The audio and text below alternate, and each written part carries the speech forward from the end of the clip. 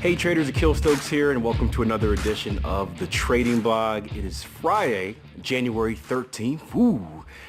The end of our trading week, and ended the trading week in style. I didn't have any trades complete yesterday, but today had a nice winner on the euro yen, so was able to bring in 30 pips on the one completed trade today, which is a good way to end the week.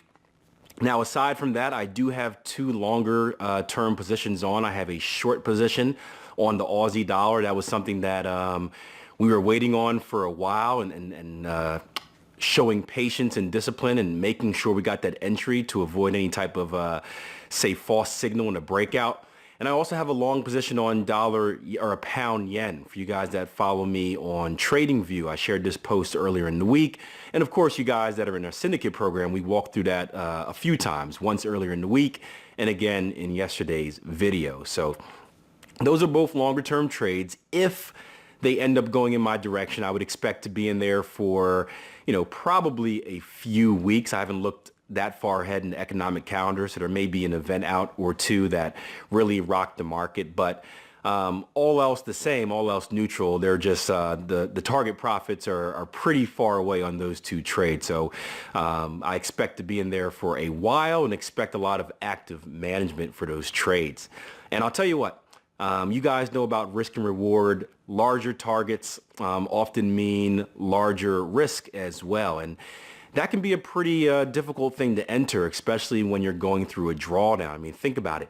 You're taking a trade with maybe a larger than average stop loss while you've been losing money. It's like, do I want to put anything else at risk?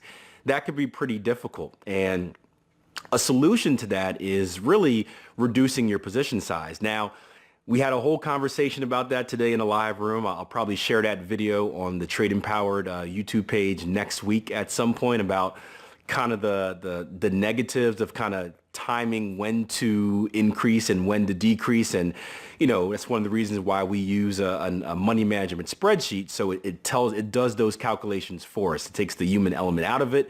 It says, hey, when we hit this level in our equity curve, that's when we increase or that's when we decrease. But sometimes it's good for the psyche as well. We had one of our 12-week transformation members gave a beautiful post yesterday on our private chat talking about the dollar yen trade that we talked about in our latest Forex market preview. If you guys remember, there was a 26.18 trading opportunity on that pair. And this is a somewhat newer trader, and he said to himself that I saw the trade, and I'm not gonna lie to you, Akil. I was a little nervous. I was I wanted to be a little cautious with it. So what I did was, instead of breaking my rules and not taking the trade, I used a very, very, very small position size and took the trade and ended up being a winner.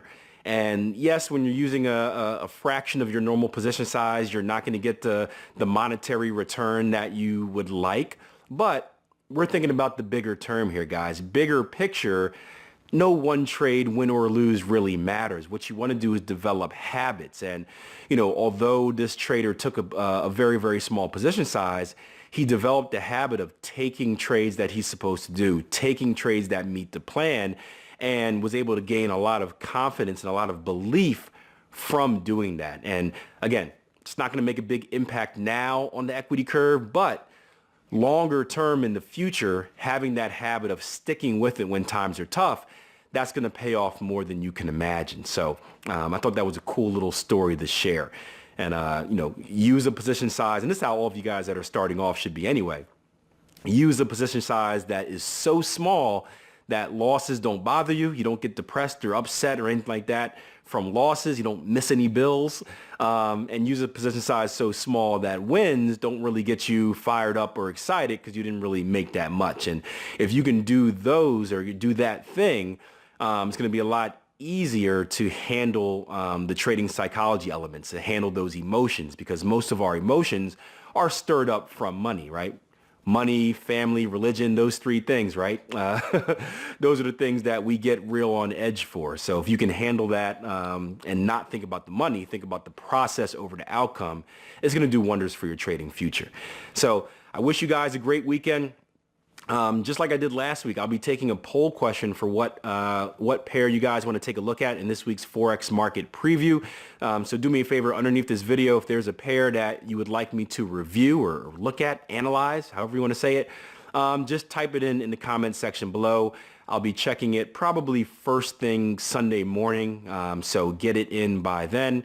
And of course, if you guys are new, go back and watch a few of these videos. These are short little 5-minute trading blogs. So watch 5 of them and you'll get a good sense of who I am, what I'm about, and what I'm trying to accomplish by putting out these short trading blogs on an almost daily basis. So I'll see you guys next week, or I'll see you guys Sunday with the Forex market preview. Until then, plan your trade your plan. You guys have a great weekend.